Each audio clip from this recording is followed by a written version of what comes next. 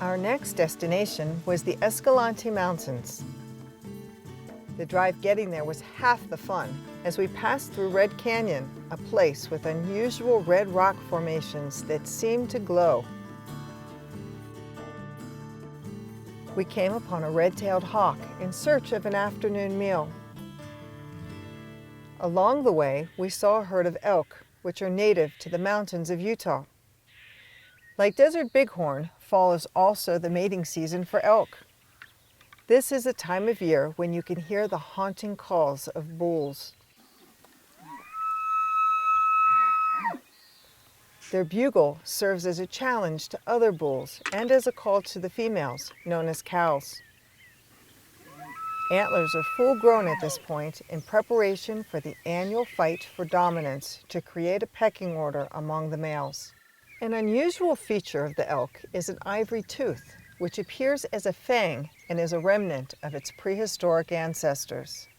As the second largest land mammal of North America, the elk is also the state mammal of Utah. As we hiked in the mountains of Escalante, I was surprised to find snow. We bundled up for warmth and entered into a fairy wonderland of white. There wasn't another person around. There's something very special about making footprints in the snow where no one else has been.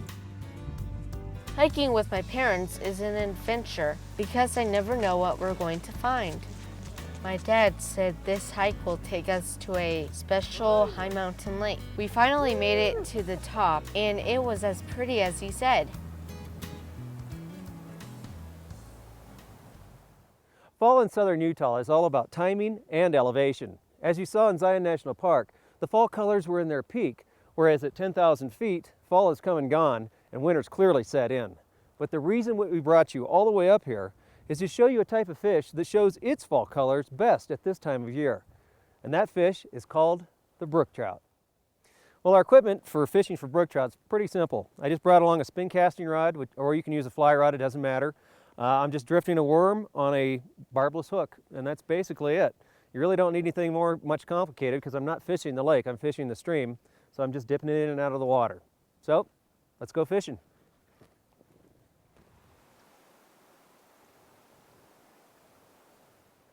All right, well the trick here, even though I'm just what appears to be in the weeds, I'm drifting my worm just straight down these little feeder creeks that go all the way into the lake. I just got a bump there. Because the brook trout are making their way up to the headwaters of these little creeks that come into the lake to spawn. And all I'm doing is just drifting that artificial worm right through these grasses and under these undercuts where they'll be tucked in there.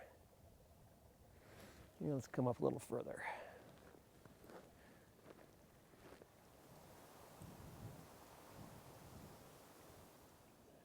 And let my worm drift right underneath this log. Oh, there's one. Oh my God. Oh, this is beautiful. Now this is what we were after. This is a brook trout in its full spawning colors, which is why we came all the way up here to show you this. This has got to be the most colorful trout I can think of anywhere, especially at this time of year. And he is truly sporting his fall colors. And the reason they come up in these creeks is because they're trying to spawn. They always seek out the feeder creeks, and that's why they're in such small, shallow pockets of water. And with that said, I want to get him back in the water so he can continue what he was started to do. So let's get him unhooked.